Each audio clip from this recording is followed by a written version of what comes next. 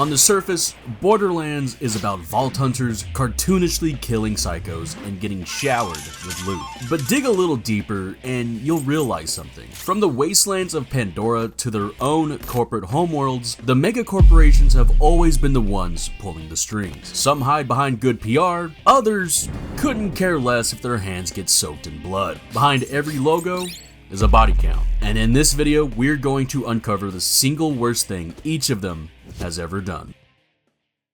Fair warning, there will be spoilers for the entire Borderlands series. Also, I'm not just going to say they make radioactive weapons, so they're evil. This isn't a war crimes tier list. Obviously, none of this should be taken too seriously either. This is more of a thought experiment and an excuse to dive into some deeper lore. And to start things off, we're going to cover the only two known manufacturers who don't produce any guns whatsoever, Pangolin and Anshin. They instead focus on shields, grenade mods, and health packs. And just like a few of the factions we're going to cover in a bit, very little is known about these two. For example, Zane makes an offhanded comment about doing a hit job for Anshin in particular, and for Pangolin we know even less. There's almost nothing known about either of their CEOs or what their militaries look like, if they even have them. With that in mind, let's just say the worst thing Pangolin has ever done is maybe take your health away sometimes on some of their shields, sure. As for Anshin, they hired Zane for a corporate sponsored hit job, so I guess that. With that out of the way, let's move on. Starting with Atlas, the main antagonistic faction of the first Borderlands. And as the bad guys, Atlas quickly earned a reputation for being oppressive and broadly indifferent to human suffering. Atlas started their massive corporate push to search for Eridian tech when they discovered a vault on their own homeworld of Promethea. This eventually led them to settle Pandora. After initial searching resulted in nothing, Atlas withdrew from Pandora and DAHL moved in. However, when a vault key fragment was found, Atlas threatened to invade Pandora and go to war with DAHL, leading to them pulling out and handing the keys back over to Atlas. What followed was the deployment of Atlas's largest private military, the Crimson Lance, who were tasked with pacifying and subjugating the planet's remaining population. And yeah, while I do think the raiding of Pandoran settlements and the killing of innocent civilians is undeniably awful, I'd say what Atlas did to its own soldiers is just as bad, if not worse. For example, Athena. When she was dispatched to Pandora, she had ulterior motives, which was to find her long-lost sister Jess and escape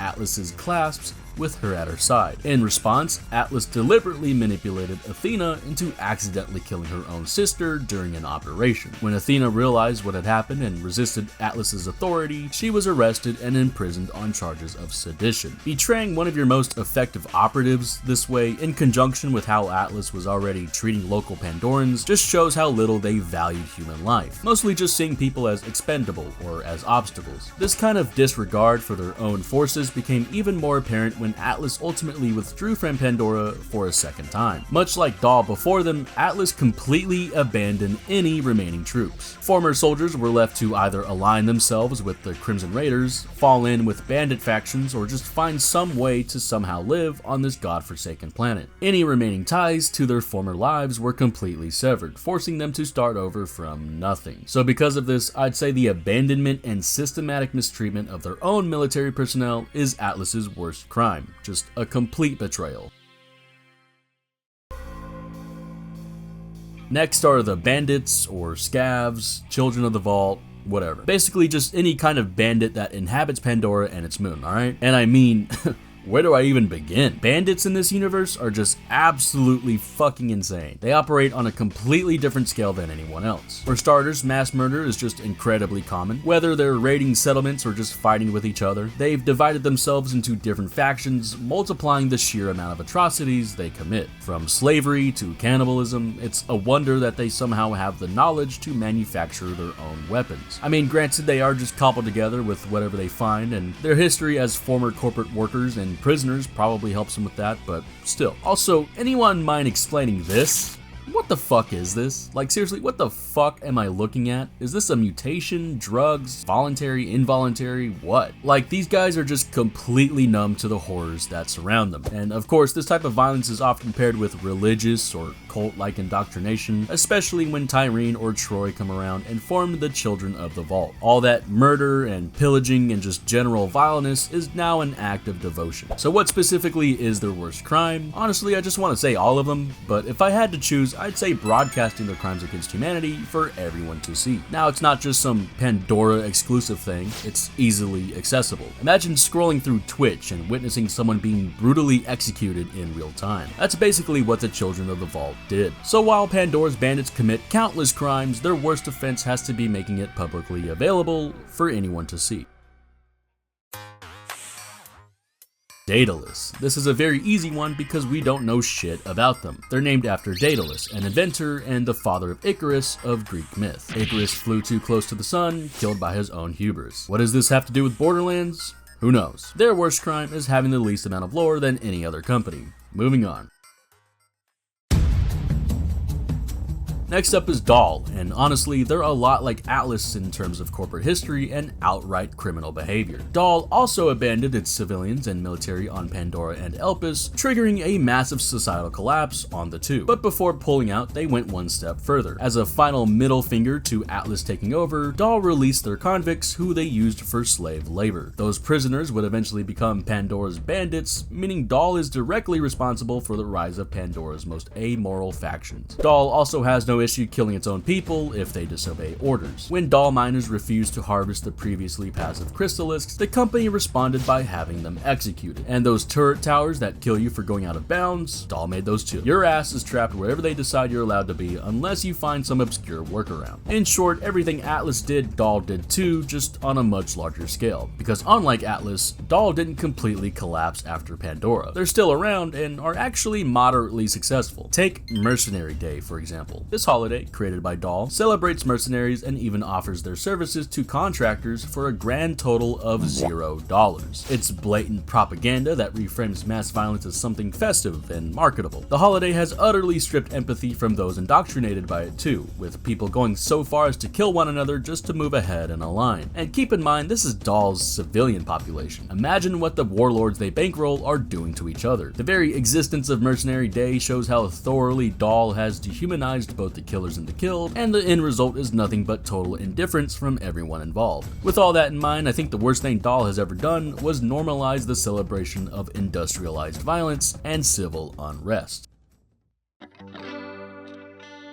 Now, when it comes to the Eridians, things get a little complicated. They were an ancient civilization that existed long before any of the modern megacorporations, and their technology was so advanced that it's still hard to comprehend. Even now, Eridian artifacts sit at the center of much of the galaxy's conflict due to their demand. Beyond their Iridium tech and weaponry, the Eridians are most known for their vaults which house relics and extremely dangerous entities. These were likely meant to preserve their knowledge and serve as warnings for whoever came next, but mostly it just led to intergalactic gold rushes for Eridian tech. With E-Tech, technological breakthroughs happened pretty much overnight, and in the age of the arms race, it was inevitable that the dangers the Eridians were trying to keep contained would get unleashed. There's also the creation of the Timekeeper, which, major spoilers, is an Eridian-made vault monster designed to guard the Great Vault of Kairos forever. But with that eternal duty, the Timekeeper had grown stagnant and bitter, and when Elpis crashed into Kairos, the Eridians' creation ended up setting off a chain reaction. The Timekeeper flipping and establishing the Order led to a brutal dictatorship that took over the entire planet. We'll get more into that when we talk about the Order though. But honestly, none of this would have happened if not for the Eridians' habit of trying to solve problems with near uncheckable power, which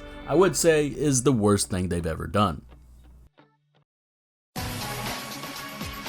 Hyperion is another powerful intergalactic weapons manufacturer, but it didn't quite get its reputation it has now until the rise of Handsome Jack. Originally a middle manager, once Jack gained access to Eridian tech and vault knowledge during the events of Borderlands the pre-sequel, he used that power to seize control of Hyperion from the inside. Under his new ownership, he transformed Hyperion from yet another ruthless company into a full-blown corporate dictatorship. Hyperion then shifted its focus almost entirely on Pandora, Pandora. Using the orbital station Helios as both a weapons platform and a hub for propaganda, Hyperion attempted to civilize the planet through overwhelming force. Jack framed himself as the galaxy's savior, branding anyone who opposed him, bandits, civilians, and vault hunters, as monsters who needed to be eradicated. Everything during this period was built on mass surveillance, automation, forced labor, and absolute loyalty to Jack's vision. But included with their systematic attempts to wipe out Pandora's population was also something heinous: torture. And amongst the tortured was Jack's own siren daughter, Angel. She'd essentially been plugged directly into Hyperion's systems and used as a living supercomputer to manipulate vault hunters. And this was all under the guise of Jack's genuine care and concern for his daughter. But it didn't stop with her. Hyperion's use of torture extended far beyond Angel, most notably through the work of Dr. Benedict, a Hyperion scientist responsible for experimenting on dozens, if not hundreds or even thousands, of genetically engineered psychos. One suggestion Dr. Benedict openly proposed during his experiments was to use these artificially created psychos as cannon fodder, but his other, more preferred alternative was to weaponize the psychosis itself. By spreading it through an airborne agent, Hyperion could trigger widespread bloodlust, turning entire populations against one another. After the resulting bloodbath, Hyperion could simply walk in and be met with minimal resistance. Because of this, the worst thing Hyperion has ever done was cultivating and weaponizing human suffering for further militaristic conquests.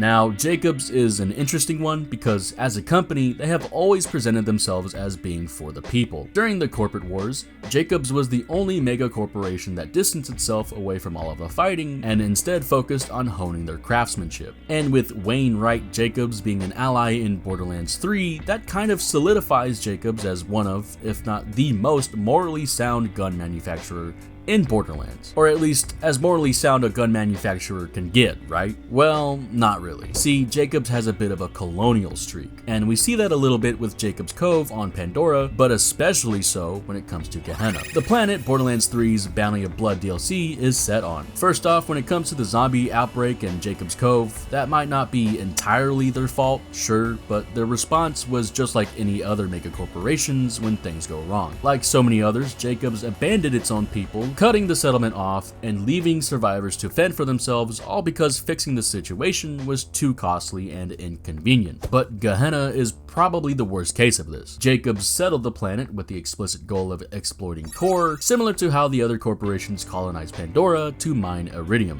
In pursuit of profit, Jakobs conducted extensive experiments with core, causing widespread harm to both the planet and its inhabitants. Bioengineering and bioweapons research was the norm, which eventually culminated in the creation of the Ruiner, a massive monstrosity that Jakobs simply could not control. Faced with the problem they could no longer manage, Jakobs once again chose to abandon everything. They bombed their remaining facilities, withdrew entirely, and left their people behind, effectively erasing any responsibility for the disaster they had created. And what makes all of this just that much worse is that they are very consistent liars. All of their operations on Gehenna weren't under the Jakobs name, instead choosing to go by the company, most likely to keep up their reputation as one of the good ones. Their intentions have always been to make as much profit as possible, and they get away with it by lying to their customers. So all in all, Jakobs' worst crime is that they're just like any other profit-driven company. They had no problem committing the same atrocities as their rivals, but just chose to actively deny them, all to protect their reputation and maintain the illusion of moral superiority.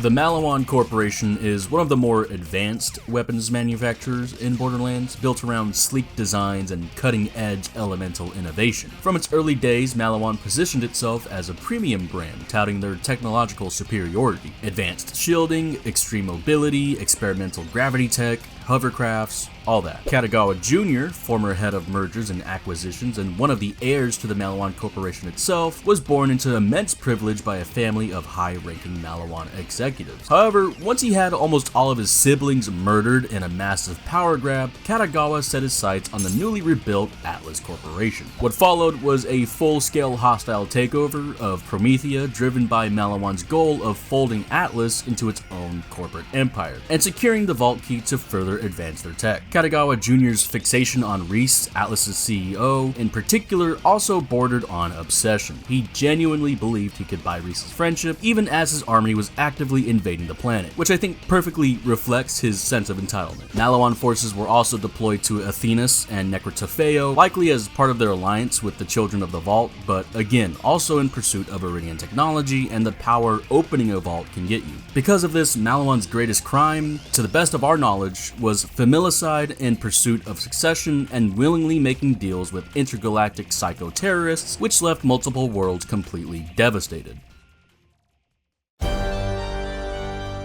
The Order is the dominant authoritarian regime on the prison planet of Kairos in Borderlands 4. They're led by the Timekeeper, who is a Vault Guardian who has overseen Kairos for over a millennium. After the moon Elpis crashed into Kairos, the Order enforced complete control over the planet using bolts, cybernetic neck implants that monitor and even relinquish any form of control of your body. These bolts are implanted in every resident of Kairos, including newly arrived Vault Hunters. Attempting to remove the bolt can lead to insanity or even death. The Order enforces its rule through violent crackdowns, and their ranks are made up of synthetic soldiers and highly powerful elites, all under the Timekeeper's command. The Order's leadership has also deployed bioweapons and a plethora of experimental technologies to crush any form of rebellion. Fear, imprisonment, and literal mind control are what makes the Order one of the most oppressive groups in the Borderlands universe. For all that, their crimes can easily be summed up as the complete destruction of free will through constant surveillance, stripped autonomy,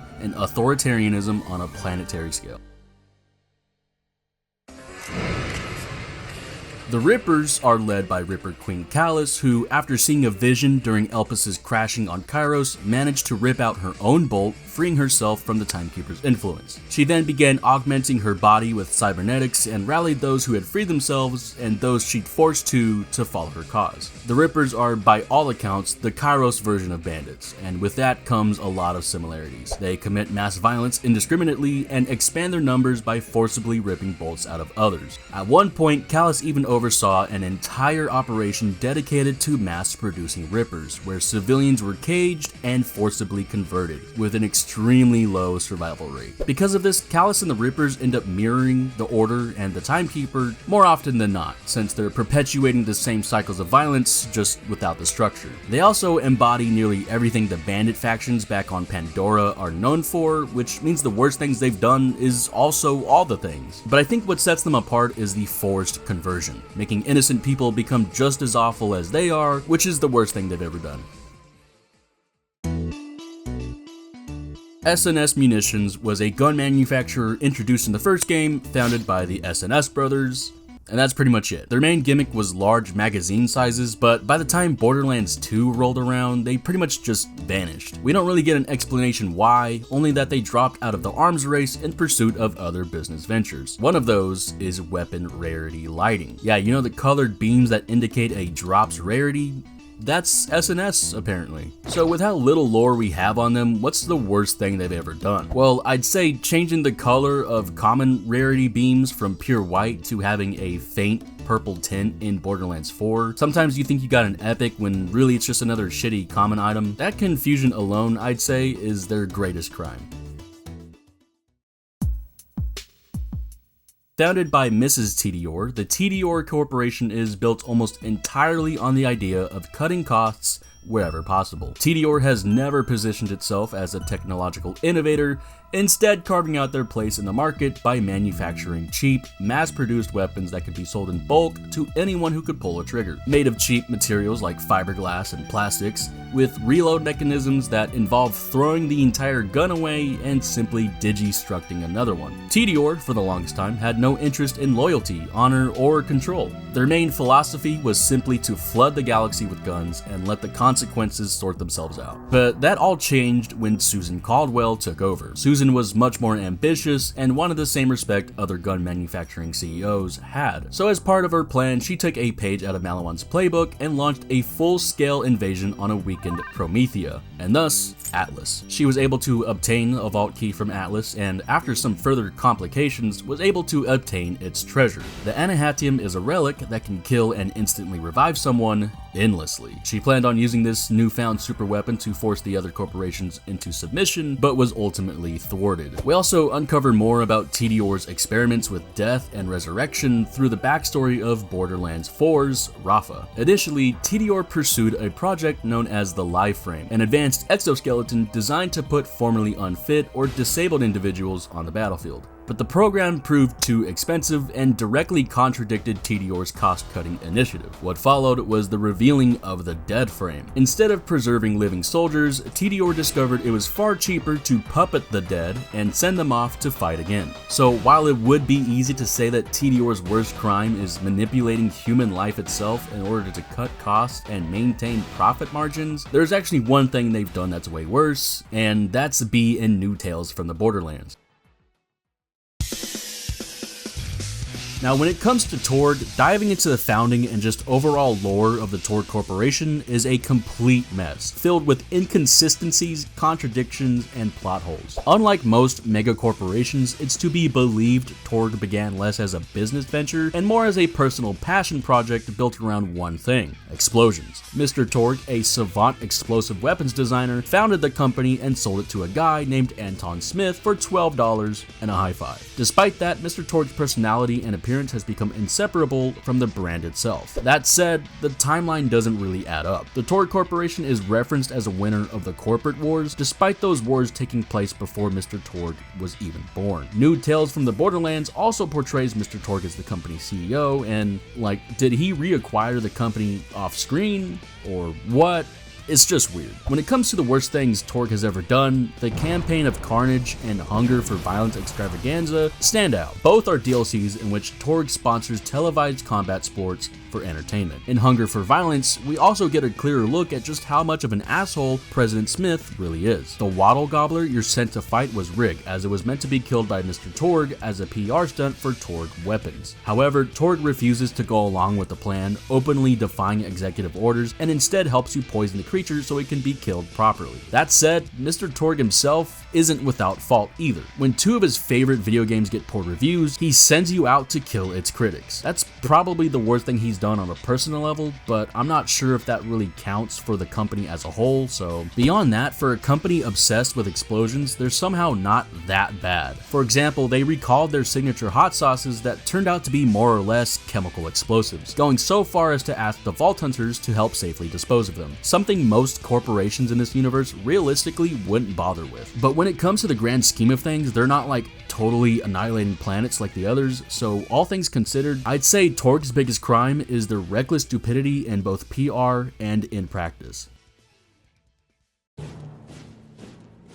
Finally, we have Vladof, a corporation known for manufacturing weapons with absurdly high fire rates and equally aggressive propaganda. This propaganda heavily romanticizes revolution, resistance, and the downfall of oppressors, painting Vladof as a champion of the working class. The company was founded by Comrade Vladof, who is apparently related to Nurse Nina from the pre-sequel. The corporation's entire identity very clearly draws inspiration from old-world Eastern European authoritarian states, specifically the Soviet Union and its military culture and rhetoric. Beyond that, much of Vladof's inner workings are pretty obscure even to this day. One of the few documented examples of how they operate is their Ursa Corps, an elite Vladof military unit that Borderlands 3's Moze once served in. Recruits were promised eventual freedom after completing a set number of missions, along with the right to keep their Ursa mech once their service concluded. In reality, these promises were hollow. Contracts were continuously amended with new conditions, pushing the end goal of personal freedom further and further out of reach, until soldiers were inevitably sent on missions that by all statistics were practically unwinnable. Honestly, the only real way to fulfill your contract is to be killed in action. Outside of the whole Ursa Corps debacle, not much else is known. I don't think it would be impractical to say Vladof has committed worse crimes, but based on what we know, this much is clear. Exploiting its own soldiers through unfulfillable contracts and using revolutionary rhetoric as a smokescreen is the worst thing they've ever done so far. And that wraps up every Borderlands manufacturer and the worst thing each of them has done. Turns out corporate abandonment is not that uncommon in this universe, and letting gun manufacturers rule over every facet of society is probably a bad idea. Absolutely none of these companies are clean whatsoever. But that's it. Do me a favor and stay safe, stay sly. Goodbye.